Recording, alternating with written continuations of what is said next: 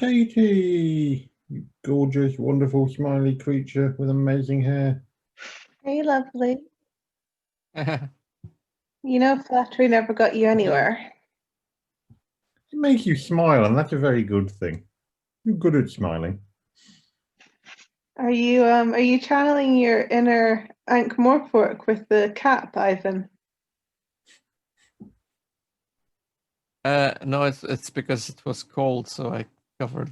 I don't have hair, do I? You do have hair. I've seen it. Yeah, not a lot. Of course, got the kettle. One needs the kettle. Yes. I'm getting waited on. It's fabulous. This is what you get for going to a work party at 5 o'clock and drinking a lot. You get people to bring you cups of tea. It's great. Yeah. No work parties for us, they're all online. Well, ours was online as well, but that didn't mean that I wasn't drinking. Fair enough. I'm on whiskey and coke because I can't find the good whiskey. Okay. Socially acceptable drinking alone. Yeah, You're not alone if you're online with people. I think so. Mm-hmm. And to be fair, had I been there in person, I would have drunk a lot more. Oh, really? Yes. I've never had the confidence to drink around my colleagues.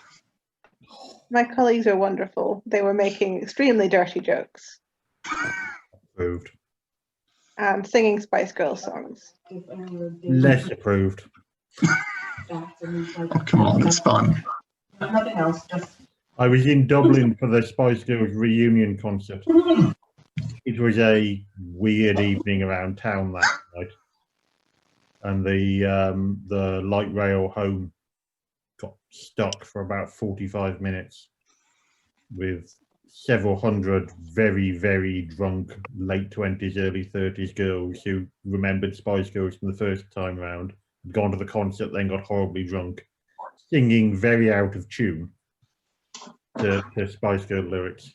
It was really quite entertaining and fun. It sounds like you're talking about my people.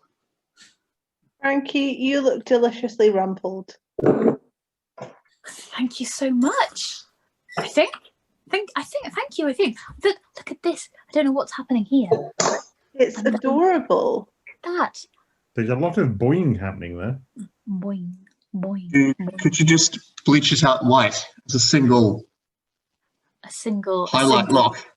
Ooh, that would be a strong look, I think. It would. It would be very sort of sorceress look. It's how I've always wanted to be. Katie, I was going to say, can I say you've got boink as well? Are people going to take that in the correct spirit? Yes. Katie, you've got boink too. Why, thank you, darling. Look at that boink you have. We should just get together and boink each other. We should. The saying, drinking and boinking. Oh no, I'm shy now. No. If you're going to do that and don't get an OnlyFans page, I will be sad. Stop. Hello everybody. How have your days been? Who have we got? Hello Duncan. Hello Ivan. Hello Jonathan. Hello Katie. Hello Michael and Michael. Multiple Michaels on a page today. Hi Jen. We've got hi Andy. Hi Kitty and Rory. Oh Jenny, you having hot chocolate? Is that? yeah. Oh. Excellent choice. Delicious. With our fancy hot chocolate machine. You have a hot chocolate machine. Have you got a velvetizer? We do. It's our best decision of the lockdown.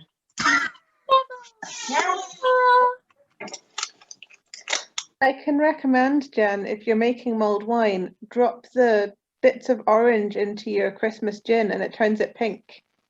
Ooh, nice. Katie, you're a genius. He's not wrong. I mean, Jen's the real genius because she introduced me to Christmas gin. Wait, so is Christmas gin something other than just gin that you drink at Christmas? Gin that you fill with bits of clementine and mulled wine spices, and then you pour prosecco and make absolutely lethal cocktails. Yeah, you're welcome. There's a lot of genius happening tonight. Genius all over story time.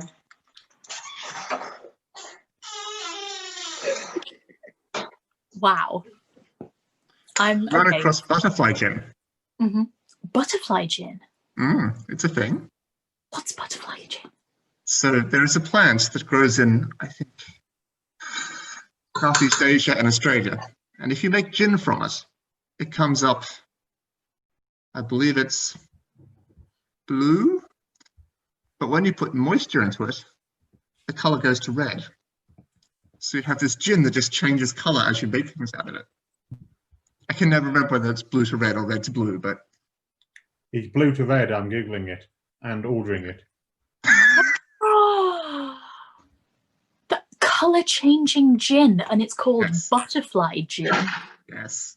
Is it a fusion dancer, do we think? No, but it might be very popular at a party. Ooh, It's the same colours as your bisexual lighting, Frankie. what's that, my darling? It's the same colours as your bisexual lighting. Oh, well, in that case, I definitely have to get some. Should probably order some for Sean and Martin as well, the other founding members of the Bisexual Lighting Club.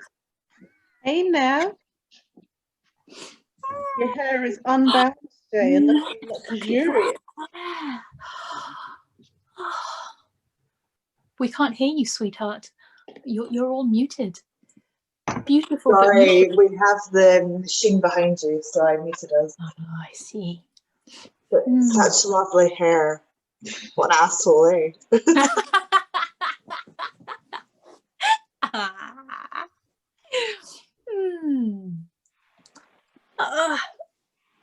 So selfish. You are. So selfish. I think I'm just about managing to kind of get through the temptation to cut all of my hair off. I think I'm coming out of the other side of the, you know, when you have short hair and you go, I'm going to grow this out long, and it's like, fine. This is hell. Yeah. Fine. I think I'm just about exiting the kind of like the tempting bit. Have you been tempted to just do a Rory? I don't know what that implies, but whatever it is, yes. Haven't we all been tempted to do a Rory? Wink.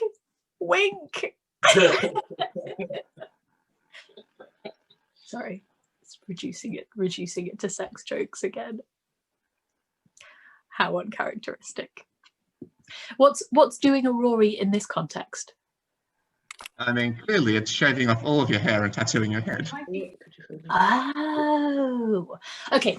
If y'all were going to shave your hair, say the Storytime cult dictates that we all have to shave our hair and get a head tattoo. What head tattoo is everyone going to get? The last Airbender tattoo. Oh, nice. Okay. You get that. That means no one else can have that. We all have to have distinguishing tattoos. So well done for getting in there first with that. I think I would have Frankie's face on the back of my head.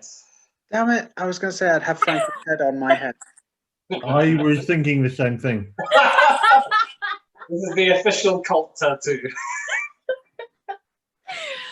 My hair is slowly thinning, so I'd look more and more like Frankie as I got older, and this would be a definite improvement.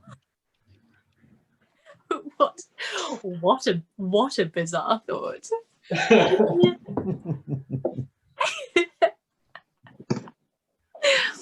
Oh man. Ooh, what would I get? I'd probably get something really wanky, like some Shakespeare or something. I'd get something really pretentious and have it right there on my head where everyone can see what a dickhead I am. Have you heard of chocolate? Oh, Would you like to read us a story, Frankie? ah, what a novel thought. I mean, I do have a book here that I've been reading the past couple of weeks. I'm nearly at the end though. Would that be a problem? Could I just read you from where I've got up to? It'd be really nice if you started from the beginning. Right, you all. This is the big action chapter, which I didn't realise. So this is going to be very exciting. Where were we left off? I've forgotten. Mute you all. Muting you all. Right, it's happening. Okay. Okay.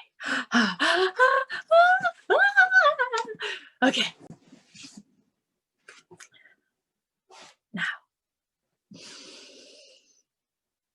are you sitting comfortably? Then I'll begin.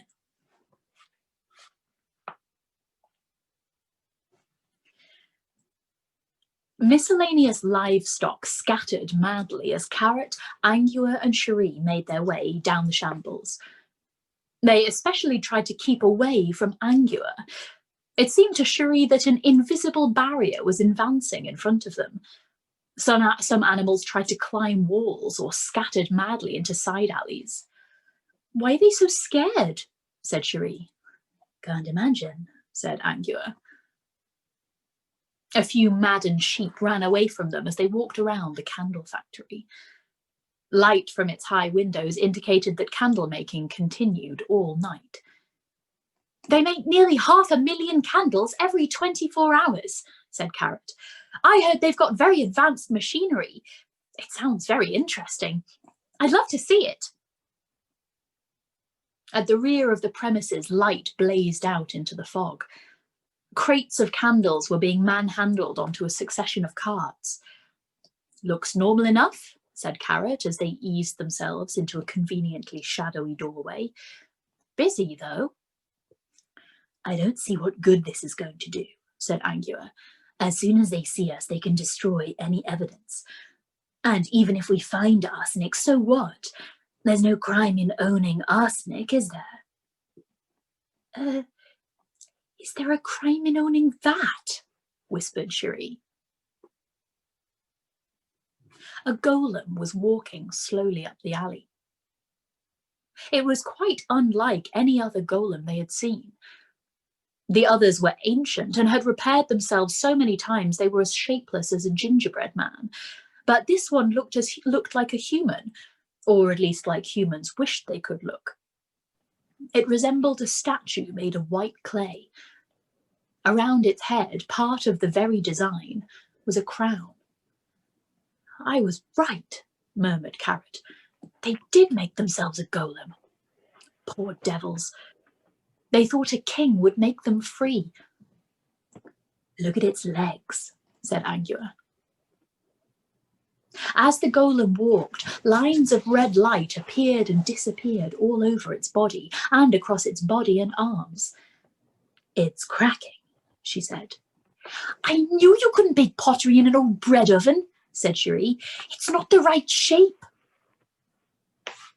Hold on, I think somebody is potentially unmuted. I'm just going to mute everybody. It's not the right shape. The golem pushed open a door and disappeared into the factory. "Let's go," said Carrot. "Commander Vimes told us to wait for him," said Angua. "Yes, but we don't know what might be going on in there," said Carrot. "Besides, he likes us to use our initiative. We can't just hang around now." He darted across the alley and opened a door. There were crates piled inside with a narrow passageway between them. From all around them, but slightly muffled by the crates, came the clinking and rattling of the factory. The air smelled of hot wax. Cherie was aware of a whispered conversation going on several feet above her little round helmet. Hold on, let me work out who's speaking here. I wish Mr. Vimes hadn't wanted us to bring her. Supposing something happens to her. What are you talking about? Well, you know, she's a girl. So what? There's at least 3 female dwarves in the watch already, and you don't worry about them. Oh, come on. Name one. Lars Skulldrinker, for a start. No. Really? Are you calling this nose a liar? But he broke up a fight in the Miner's Arms single-handedly last week. Well, why do you assume females are weaker? You wouldn't worry about me taking on a vicious bar crowd by myself. I'd give aid when necessary. To me or to them. That's unfair, is it? I wouldn't help them unless you got really rough. Ah, so. And they say chivalry is dead. Anyway, Cherie is a bit different. I'm sure she's good at alchemy, but we better watch her back in a fight. Hold on. They'd stepped out into the factory. Candles whirled overhead, hundreds of them, thousands of them, dangling by their wicks from an endless belt of complex wooden links that switchbacked its way up and down the long hall. I heard about this, said Carrot. It's called a producing line. It's a way of making thousands of things that are all the same. But look at the speed. I'm amazed the treadmill can... Angua pointed. There was a treadmill creaking around beside her, but there was nothing inside it. Something's got to be powering all this, said Angua. Carrot pointed. Further up the hall, the switchbacks of the line converged in a complicated knot. There was a figure somewhere in the middle, arms moving in a blur. Just beside Carrot, the line ended at a big wooden hopper. Candles cascaded into it. No one had been emptying it, and they were tumbling over the pile and rolling onto the floor. Cherie, said Carrot, do you know how to use any kind of weapon? No, Captain Carrot. Right. You just wait in the alley, then. I don't want any harm coming to you. She scuttled off, looking relieved. Angua sniffed the air. There's been a werewolf here, she said. Oh no, a vampire here. Sorry, wrong creature. I think we'd... Carrot began. I knew you'd find out. I wish I'd never bought the damn thing. I've got a bow. I warn you, I've got a crossbow. They turned. Ah, Mr. Carey, said Captain Carrot cheerfully. He produced his badge. Captain Carrot, Ankh-Morpork City Watch. I know who you are. I know who you are. And what you are, too. I knew you'd come. I've got a bow and I'm not afraid to use it. The crossbow's point moved uncertainly, proving him a liar. Really? Said Angua. What are we? I didn't even want to get involved, said Carrie. It killed those old men, didn't it? Yes, said Carrot. Why? I didn't tell it to. Because they helped make it, I think, said Carrot. It knew who to blame. The golem sold it to me, said Carrie. I thought it'd help build up the business, but the damn thing won't stop. He glanced up at the line of candles whirring overhead, but jerked his head back before Angua could move. Works hard, does it? Ha! But Carrie didn't look like a man enjoying a joke. He looked like a man in private torment. I've laid off everyone except the girls in the packing department, and they're on 3 shifts and overtime. I've got 4 men out looking for tallow, 2 negotiating for wicks, and 3 trying to buy more storage space. Then get it to stop making candles, said Carrot. It goes off into the streets when we run out of tallow. You want it walking around looking for something to do? Hey, you 2 stay together, Carrie added urgently, waving the crossbow. Look, All you have to do is change the words in its head, said Carrot. It won't let me. Do you think I haven't tried? It can't not let you, said Carrot. Golems have to let. I said it won't let me. What about the poisoned candles, said Carrot. That wasn't my idea. Whose idea was it? Carrie's crossbow swung back and forth. He licked his lips. This has all gone too far, he said. I'm getting out. Whose idea, Mr. Carrie? I'm not going to end up in some alley somewhere with as much blood as a banana.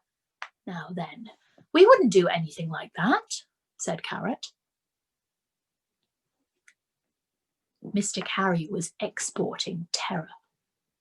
Angua could smell it streaming off him. He might pull the trigger out of sheer panic. There was another smell too. Who's the vampire? She said. For a moment she thought the man would fire the crossbow. I never said anything about him. You've got garlic in your pocket, said Angua, and the place reeks of vampire. He said we could get the golem to do anything, Carrie mumbled. Like making poisoned candles, said Carrot. Yes, but he said it'd just keep veterinary out of the way, said Carrie. He seemed to be getting a tenuous grip on himself. And he's not dead, 'cause I'd have heard, he said. I shouldn't think making him ill is a crime, so you can't. The candles killed 2 other people, said Carrot. Carrie started to panic again. Who? An old lady and a baby in Cockbill Street. Were they important? Said Carrie. Carrot nodded to himself. I was almost feeling sorry for you, he said. Right up to that point. You're a lucky man, Mr. Carrie. You think so? Oh, yes. We got to you before Commander Vimes did. Now, just put down the crossbow and we can talk about... There was a noise. Or rather, the sudden cessation of a noise that had been so pervasive that had no longer been consciously heard. The clacking line had stopped.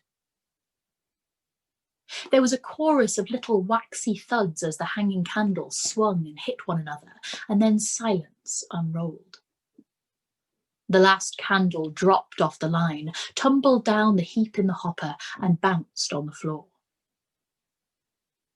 And in the silence, the sound of footsteps.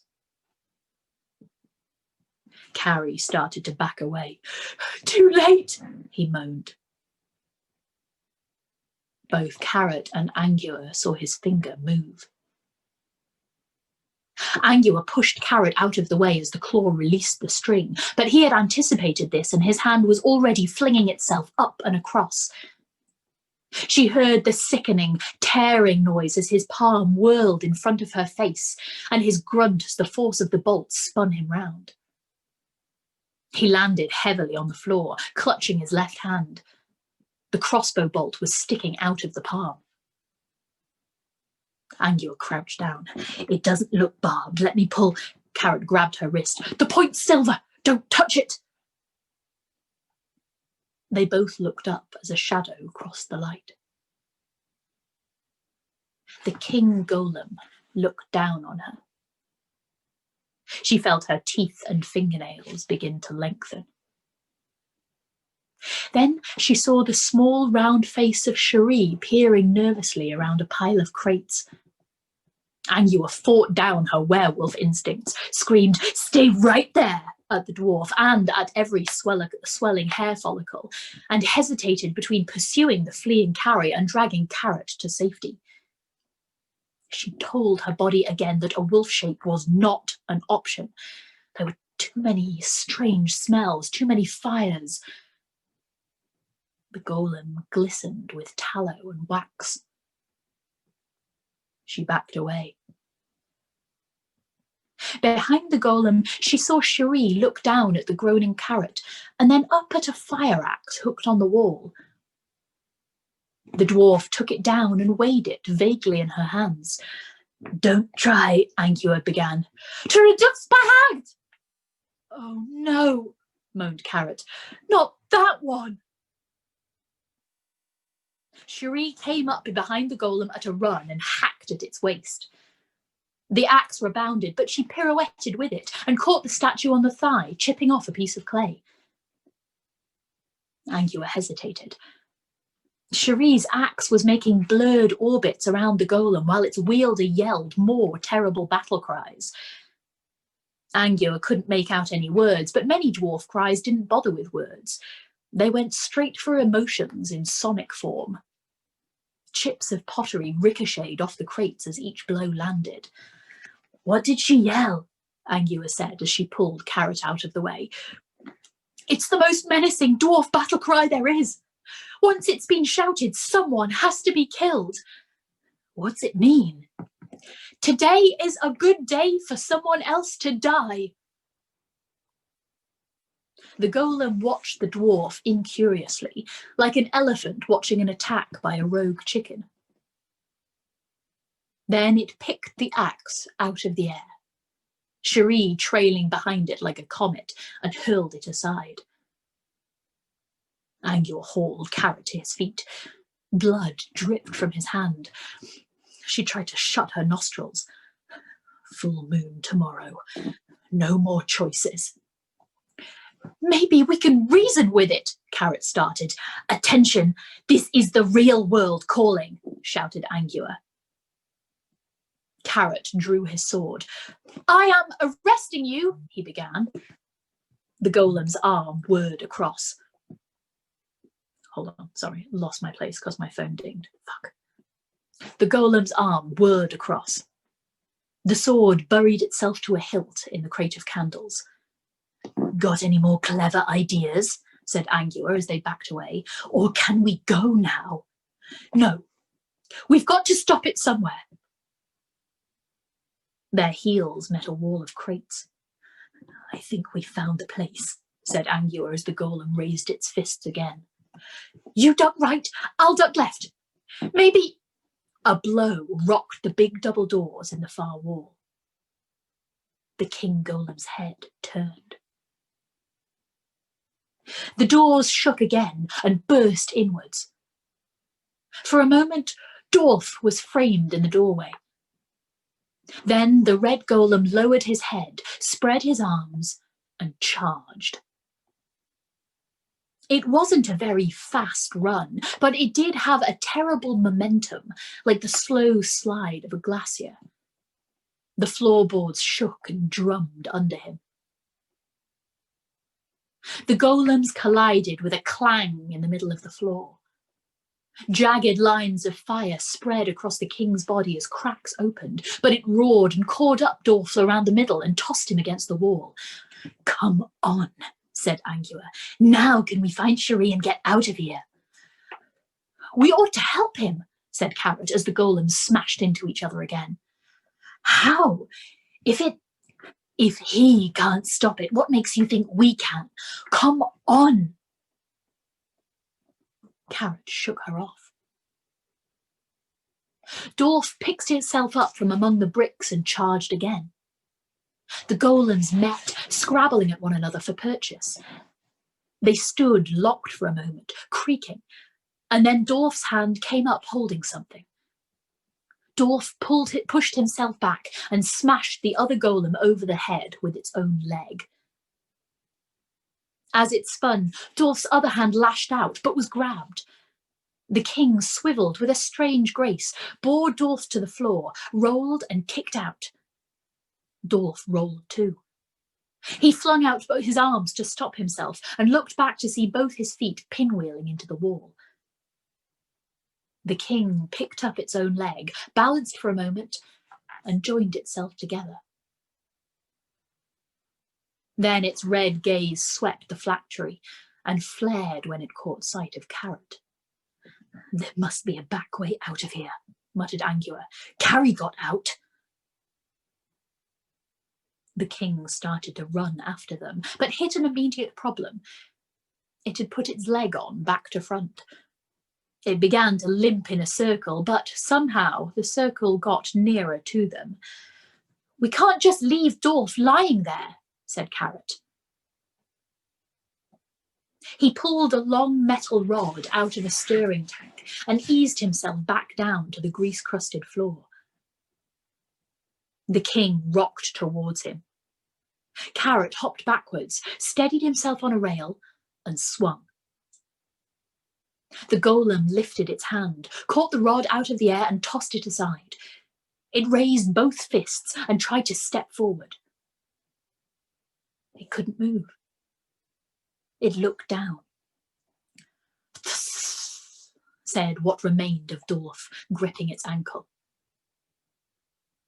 The king bent, swung one hand with a palm edgewise, and calmly sheared the top off Dorf's head. It removed the hem and crumpled it up. The glow died in Dorf's eyes. Angua cannoned into Carrot so hard he almost fell over.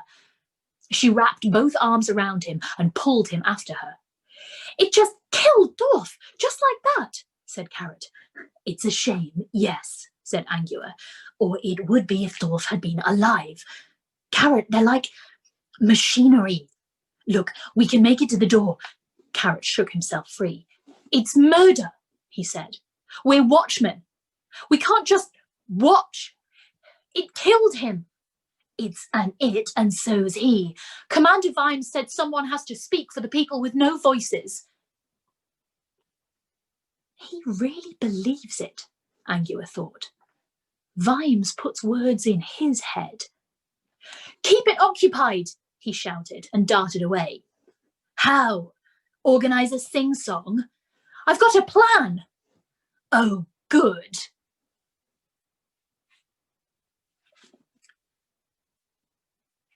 Vimes looked up at the entrance of the candle factory.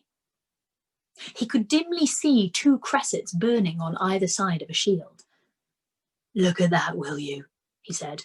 "Paint not dry and he flaunts the thing for all the world to see." "What's that, sir?" said Detritus. "His damn coat of arms." Detritus looked up. "Why's it got a lighted fish on it?" he said. "In heraldry, that's a poisson," said Vimes bitterly, "and it's supposed to be a lamp." "A lamp made out of a poison," said Detritus. "Well, there's a thing."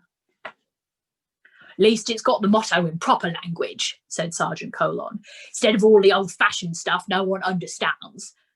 Art brought forth the candle. That, Sergeant Detritus, is a pun or play on words, 'cause his name is Arthur, see?" Vimes stood between the two sergeants and felt a hole open up in his head. "Damn," he said. "Damn, damn, damn. He showed it to me. Dumb plodder Vimes, he won't notice. Oh, yes, and he was right." "It's not that good," said Colon. "I mean, you've got to know that Mr. Carey's first name is Arthur." "Shut up, Fred," snapped Vimes. "Shutting up right now, sir." The arrogance of the... "Who's that?" A figure darted out of the building, glanced around hurriedly, and scurried along the street. "That's Carey," said Vimes. He didn't even shout after him, but went from a standing start to a full run. The fleeing figure dodged between the occasional straying sheep or pig and didn't have a bad turn of speed, but Vimes was powered by sheer anger and was only yards away when Carey ducked into an alleyway. Vimes skidded to a halt and grabbed at the wall. He'd seen the shape of a crossbow, and one of the things you learned in the watch, that is, one of the things which hopefully you'd have a chance to learn, was that it was a very stupid thing indeed to follow someone with a crossbow into a dark alley where you'd be outlined against any light there was. "I know it's you, Carey," he shouted. "I've got a crossbow." "You can only fire it once." "I want to turn King's evidence." "Guess again." Carey lowered his voice. "They just said I could get the damn golem to do it. I didn't think anyone was going to get hurt." "Right, Right, said Vimes. You made poison candles because they give a better light, I expect. You know what I mean. They told me it would be all right, and which day would they be? They said no one would ever find out. Really? Look, they said they could... The voice paused and took on that wheedling tone the blunt-witted use when they're trying to sound sharp. If I tell you everything, you'll let me go, right? The two sergeants had caught up. Vimes pulled detritus towards him, although in fact he ended up pulling himself towards detritus. Go round the corner and see he doesn't come out of the alley the other way, he whispered. The troll nodded.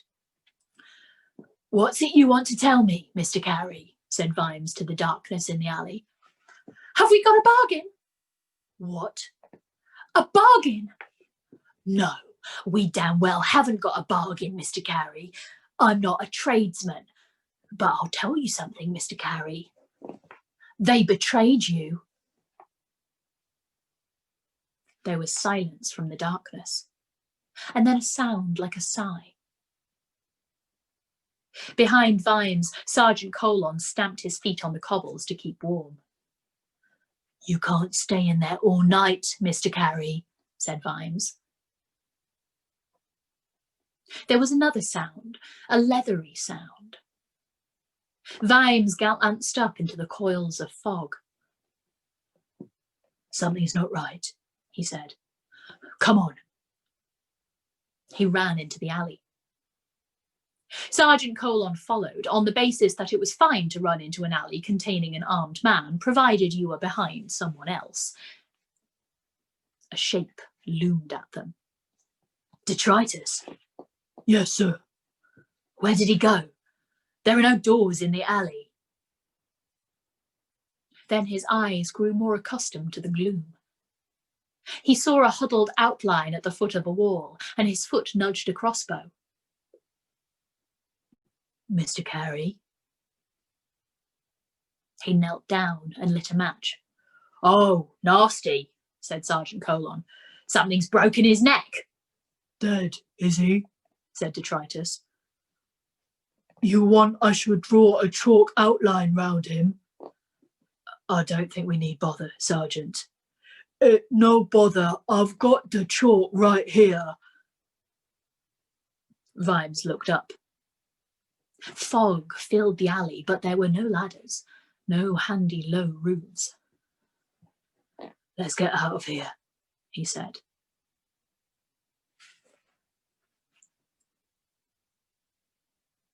Angua faced the king. She resisted a terrible urge to change.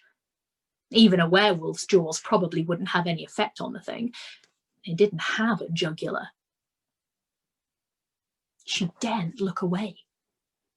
The king moved uncertainly, with little jerks and twitches that in a human would suggest madness. Its arms moved fast but erratically, as if signals that were being sent were not arriving properly. And Dolph's attack had left it damaged. Every time it moved, red light shone from dozens of new cracks. You're cracking up, she shouted. The oven wasn't right for pottery. The king lunged at her. She dodged and heard its hand slice through a rack of candles. You're cranky. You're baked like a loaf. You're half-baked. She drew her sword. She didn't usually have much use for it. She found a smile would invariably do the trick. A hand sliced the top off the blade. She stared at the sheared metal in horror and then somersaulted back as another blow hummed past her face. Her foot rolled on a candle and she fell heavily, but with enough presence of mind to roll before a foot stamped down. Where have you gone? She yelled. Can you get it to move a little closer to the doors, please? Said a voice from the darkness on high. Carrot crawled out along the rickety structure that supported the production line. Carrot!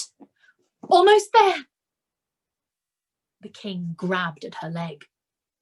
She lashed out with her foot and caught it on the knee. To her amazement, she made it crack. But the fire below was still there. The pieces of pottery seemed to float on it. No matter what anyone did, the golem could keep going, even if it were just a cloud of dust held together. "Ah, right," said Carrot, and dropped off the gantry. He landed on the king's back, flung one arm around its neck, and began to pound on its head with the hilt of its sword. It staggered and tried to reach up to pull him off. "Got to get the words out," Carrot shouted as the arms flailed at him. "It's the only way." The king staggered forward and hit a stack of boxes, which burst and rained candles over the floor. Carrot grabbed its ears and tried to twist. Angua heard him saying, "You have the right to a lawyer." "Carrot, don't bother with its damn rights." "You have the right to just give it the last ones." There was a commotion in the gaping doorway, and Vimes ran in, sword drawn. "Oh, gods! Sergeant Detritus!" Detritus appeared behind him. "Sir, crossbow bolt through the head, if you please." "If you say so, sir." "Its head, Sergeant. Mine is fine. Carrot, get down off the thing." "Can't get its head off, sir." "We'll try 6 feet of cold steel in the ear just as soon as you let the damn thing go." Carrot steadied himself on the king's shoulders, tried to judge his moment as the thing staggered around, and leapt. He landed awkwardly on a sliding heap of candles. His leg buckled under him, and he tumbled over until he was stopped by the inert shell that had been Dorf. "Hey, look this way, mister," said Detritus. The king turned. Vimes didn't catch everything that happened next, because it all happened so quickly. He was merely aware of the rush of air and the gloing of the rebounding bolt mingling with the wooden juddering noise as it buried itself in the doorframe behind him. And the golem was crouching down by Carrot, who was trying to squirm out of the way. It raised a fist and brought it down. Vimes didn't even see Dorf's arm move, but suddenly it was there, gripping the king's wrist. Tiny stars of light went nova in Dorf's eyes. As the king jerked back in surprise, Dorf held on and levered himself up on what remained of his legs. As he came up, so did his fist. Time slowed. Nothing moved in the whole universe but Dorf's fist. It swung like a planet, without any apparent speed, but with a drifting unstoppability. And then the king's expression changed. Just before the fist landed, it smiled. The golem's head exploded. Vimes recalled it in slow motion, one long second of floating pottery. And words. Scraps of paper flew out, dozens, scores of them, tumbling gently to the floor. Slowly, peacefully, the king hit the floor. The red light died, the cracks opened, and then there were just pieces. Dorf collapsed on top of them. Angua and Vimes reached Carrot together. "He came alive," said Carrot, struggling up. "That thing was going to kill me and Dorf came alive. But that thing had smashed the words out of his head. A golem has to have the words." "They gave their own golem too many, I can see that," said Vimes. He picked up some of the coils of paper. Create peace and justice for all. Rule us wisely. Teach us freedom. Lead us to... Poor devil, he thought. Let's get you home. That hand needs treating, said Angua. Listen, will you? Said Carrot. He's alive. Vimes knelt down by Dorf. The broken clay skull looked as empty as yesterday's breakfast egg. But there was still a pinpoint of light in each eye socket. Huss, hissed Dorf, so faintly that Vimes wasn't sure he'd heard it. A finger scratched on the floor. Is it trying to write something? Said Angua. Vimes pulled out his notebook, eased it under Dorf's hands, and gently pushed a pencil into the golem's fingers. They watched the hand as it wrote, a little jerkily, but still with the mechanical precision of a golem, 8 words. Then it stopped. The pencil rolled away. The lights in Dorf's eyes dwindled and went out. Good grief, breathed Angua. They don't need words in their head. We can rebuild him, said Carrot hoarsely. We have the pottery. Vimes stared at the words, and then at what remained of Dorf. Mr. Vimes, said Carrot. Do it, said Vimes. Carrot blinked. Right now, Vimes said. He looked back at the scrawl in his book. Words in the heart cannot be taken. And when you rebuild him, he said, when you rebuild him, give him a voice. Understand? Get someone to look at your hand. A voice, sir. Do it. Yes, sir. Right. Vimes pulled himself together. Constable Angua and I will have a look around here. Off you go. He watched Carrot and the troll carry the remains out. Okay, he said. We're looking for arsenic. Maybe there'll be some workshop somewhere. I shouldn't think they'd want to mix the poison candles up with the others. Cheery'll know what... Where is Corporal Littlebottom? I don't think I can hold on much longer. They looked up. Cherie was hanging on the line of candles. How did you get up there? Said Vimes. I sort of found myself going past, sir. Can't you just let go? You're not that high. Oh. A big trough of molten tallow was a few feet under her. Occasionally the surface went whoop. How hot would that be? Vimes hissed to Angua. Ever bitten hot jam? She said. Vimes raised his voice. Can't you swing yourself along, Corporal? The wood's greasy, sir. Corporal Littlebottom, I order you not to fall off. Very good, sir. Vimes pulled off his jacket. Hang on to this. I'll see if I can climb up, he muttered. It won't work, said Angua. The thing's shaky enough as it is. I can feel my hands slipping, sir. Good grief, why didn't you call out earlier? Everyone seemed to be busy, sir. Turn around, sir, said Angua, undoing the buckles of her breastplate. Right now, please, and shut your eyes. Why, what? Right now, sir. Oh, yes. Vimes heard Angua back away from the candle machine, her footsteps punctuated by the clang of falling armour.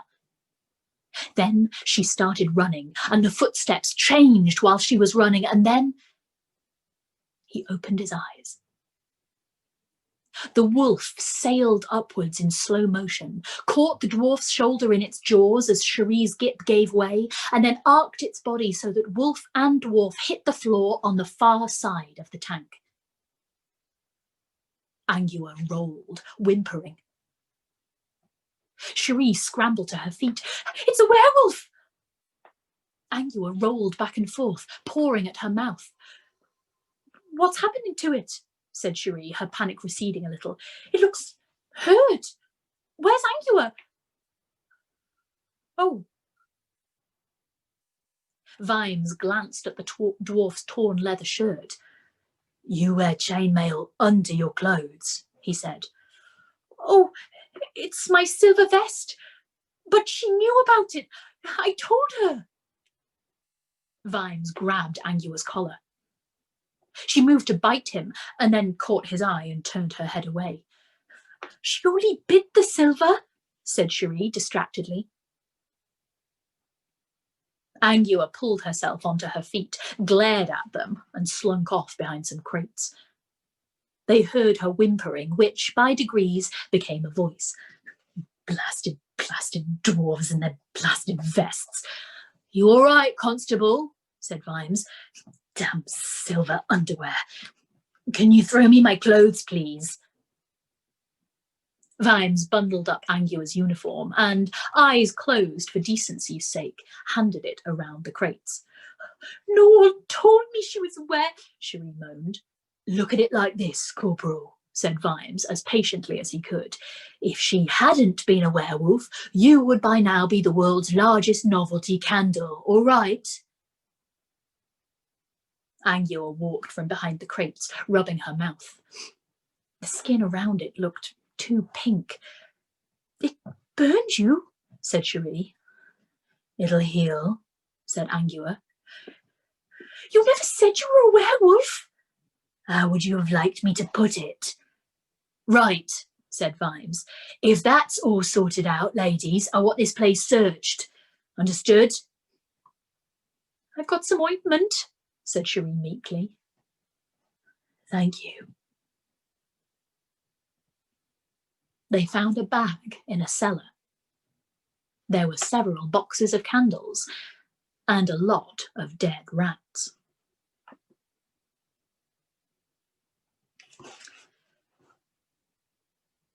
Igneous the troll opened the door of his pottery a fraction. He'd intended the fraction to be no more than about 1/16, but someone immediately pushed hard and turned it into rather more than 1 3/4. "Here, what's this?" he said as Detritus and Carrot came in with a shell of dwarf between them. "You can't just break in here." "We ain't just breaking in," said Detritus. "This is an outrage," said Igneous. "You got no right coming in here. You got no reason." Detritus let go of the golem and spun around. His hand shot out and caught Igneous around the throat. "You see those statues of monolith over there? You see them?" he growled, twisting the other troll's head to face a row of troll religious statues on the other side of the warehouse. "You want I should smash one open, see what they're filled with, maybe find a reason?" Igneous's eyes darted this way and that. He might have been hard of thinking, but he could feel a killing mood when it was in the air. "No call for that. I always help to watch," he muttered. "What this all about?" Carrot laid out the golem on a table. "Start then," he said. "Rebuild him. Use as much of the old clay as you can, understand?" "How can it work when its lights are out?" said Detritus, still puzzled by this mission of mercy. "He said the clay remembers." The sergeant shrugged. "And give him a tongue," said Carrot. Igneous looked shocked.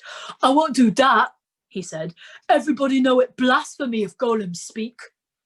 "Oh, yeah," said Detritus. He strode across the warehouse to the group of statues and glared at them. Then he said, "Whoops, here's me accidentally tripping up. Oh, this is me grabbing a statue for support. Oh, the arm have come right off. Where can I put my face? And what is this white powder what I sees here with my eyes accidentally spilling on the floor? He licked a finger and gingerly tasted the slough. Slab, he growled, walking back to the trembling Igneous. You telling me about blasphemy, you sedimentary coprolith? You doing what Captain Carrot say right now, or you is going out of here in a sack? This is police brutality, Igneous muttered. No, this is just police shouting, yelled Detritus. You want to try for brutality, it okay with me. Igneous tried to appeal to Carrot. It not right. He got a badge, he putting me in fear. He can't do this, he said. Carrot nodded. There was a glint in his eye that Igneous should have noticed. That's correct, he said. Sergeant Detritus? Sir? It's been a long day for all of us. You can go off duty. Yes, sir, said Detritus with considerable enthusiasm. He removed his badge and laid it down carefully. Then he started to struggle out of his armour. Look at it like this, said Carrot. It's not that we're making life, we're simply giving life a place to live. Igneous finally gave up. Okay, he muttered. I'm doing it. He looked at the various lumps and shards that were all that remained of Dorf and rubbed the lichen on his chin. You got most of the bits, he said, professionalism edging resentment aside for a moment. I could glue them together with kiln cement. That'd do the trick if we bake some overnight. Let's see. I reckon I got some over there. Detritus blinked at his finger, which was still white with the dust, and sidled over to Carrot. Did I just lick this? He said. Yes, said Carrot. Thank goodness for that, said Detritus, blinking furiously. I'd hate to believe this room was really full of giant, hairy spider people. He hit the floor, but happily. Even if I do it, you can't make it come alive again, muttered Igneous, returning to his bench. You ought to find a priest who's going to write the words for in the head, not again. He'll make up his own words, said Carrot. And who's going to watch the oven? Said Igneous. It's going to take till breakfast at least. I wasn't planning on doing anything for the rest of tonight, said Carrot, taking off his helmet.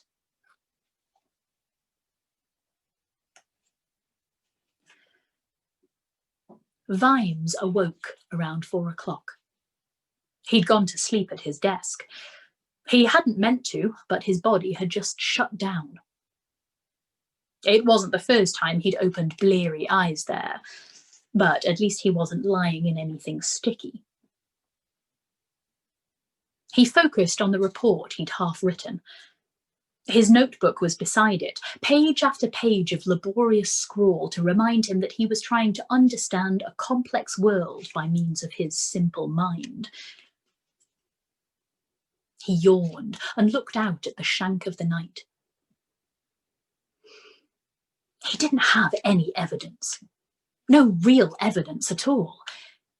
He'd had an interview with an almost incoherent Corporal Nobbs who hadn't really seen anything. He had nothing that wouldn't burn away like the fog in the morning. All he'd got were a few suspicions and a lot of coincidences, leaning against one another like a house of cards with no card on the bottom. He peered at his notebook. Someone seemed to have been working hard. Oh yes, it had been him. The events of last night jangled in his head. Why'd he written all this stuff about a coat of arms? Oh, yes. Yes. 10 minutes later, he was pushing open the door of the pottery. Warmth spilled out into the clammy air. He found Carrot and Detritus asleep on the floor on either side of the kiln. Damn. He needed someone he could trust, but he hadn't the heart to wake them. He'd pushed everyone very hard the last few days. Something tapped on the door of the kiln. Then the handle started to turn by itself. The door opened as far as it could, and something half slid and half fell onto the floor. Vimes still wasn't properly awake. Exhaustion and the importune ghosts of adrenaline sizzled around the edges of his consciousness, but he saw the burning man unfold himself and stand upright. His red-hot body gave little pings as it began to cool. Where it stood, the floor charred and smoked. The golem raised his head and looked around. "You," said Vimes, pointing an unsteady finger. "Come with me." "Yes," said Dwarf.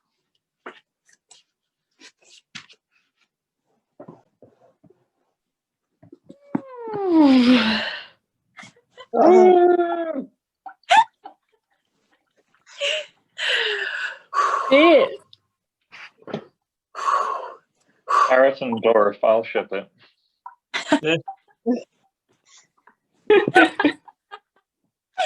A whole new ship. What would the ship name be for Carrot and Dwarf? Dorit? Corfu. Corfu. Corful. Corf. Corf roll. Dorit? Apple. We'll workshop it. What about I what about you, Argenta and Cheery Littlebottom ship? Ooh, do we ship that? I do. Do you? I do. Okay, yeah. Sorry. What a silly question. Sorry, who and Angua and Shiri. Angua and Shuri. I'm whiskey downing and I've forgotten how to speak. Fair. So it was fun. Shuri is like a terrible man to start with, as in, is waiting to learn some things, but actually, is a woman. Women can be terrible too. That's exactly. a lesson of feminism. Yeah. Exactly. Yeah. I'm just drawing the parallels with previous books. Yeah. It's 2020. Women have the right to be terrible men also. I think if you were going to ship Angua and Shuri, Shuri would end up being Angua's plaything. Nick, I love you. Maybe, maybe the great advantage, but maybe the ship name could be something like Silver Iron, rather than like a name portmanteau. We'll workshop it. I really enjoyed how when the golem was coming out of the oven there, it was like it was exactly unlike the Ginny and the golem. And so it was so like them because it's like the glowing man coming out of the fire. Except the glowing man coming out of the fire is the golem, not the Ginny. Sean, you're a genius. I love that. You're a genius. I do my best. It also seems quite, sort of Christ-like. Yeah, exactly. I shall emerge reborn. Tapping on the cavern door. The son of Carrot. After defeating the false messiah. Did anyone else find it genuinely pretty emotional when he had saved Carrot and wrote his last sentence? And... Oh, it gets me every time. Words of the heart. Words of the heart. Oh my god. ugly crying. When we next have like a tournament of Storytime characters, can we have a tournament of ships as well? Yes, definitely. Can we call it battleships? Yes. That Excellent. is too pleasing. Yay. Okay, amazing. Well, for the 1 year anniversary at the beginning of March, let's have a battle royale of the to find the ultimate Battleship royale. A battleship royale. I mean, it'll also be a publication party of the Storytime book. If people, get their submissions to me, Frankie. 2 submissions in there. I put 2 submissions in there. 2 whole submissions. Maybe 3. If I haven't put 3, I'll put another one in. It's not just going to be a book of poems. Ooh, I could put the sea glass one in. That would be nice. Put that wine one in. I put the wine. Shall I put wine list in? Oh my god, yes.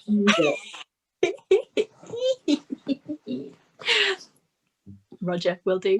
I have permission from the author to put in the application to be your lover. I'm literally about to ask about that. Frankie, could you just sort of get a really big book and like open it up and climb in and then just sort of close it and somehow post yourself to Katie so that we can have a pressed Frankie in the actual book? It's like, girls coming out of cake instead of coming out of books instead. I mean, I know which I think is hotter. Yep. That's sexy, but of the mind. I mean, Clever is it the can new also sexy. be cake in the shape of a book, and then we still get to have cake. Ooh. What a perfect storm of all of the things that I like best. Yeah, we've got Frankie climbing out of a book and into a cake. Is that what you're saying? Ooh. You could make her a cage out of books, and then she could read her way out of it. That sounds so perfect. I think we Us found making Frankie's her cake. the exact opposite of Alexander Hamilton, who of course wrote his way out. Oh. Wait a minute. Boom. Maybe that is actually what the penal system should become, is that you get put in like a prison of books, and the only way that you can get out is by learning. Yeah. And I mean, quite a lot it's a of significant the books would be improvement on moral what we've codes. got. Yeah. Yeah, Sean, shall we agitate for this? Shall we all agitate for this? I think so. I could build a small prison for tiny miscreants. I probably couldn't manage really one whole criminal, but if I anybody don't think had, you're going to stop me, between man, Arthur. us, any like tiny, like wicked children. If anybody knows any like tiny children who have committed any crimes, I could probably build a child-sized prison of books. Well, I mean, I think Bina is quite small, so Bina obviously has a lot of moral stuff to learn. I think you should, get started with that. How dare you, sir? How dare you, sir? Our precious, beautiful Bina. Never. Bina, we love you. I know you're in the catch-up crew today, so hopefully you're listening. Don't listen to Malcolm. If you want to be imprisoned in a book fortress, though, then hit me up. Oh, we should say goodbye to the catch-up crew. Catch-up crew. Catch-up crew. Oh, catch-up crew. How we love you. Yeah, I think that's probably about enough of that. I hope you enjoyed it, and we love you, and see you soon. Goodbye. Bye, catch-up crew. Bye.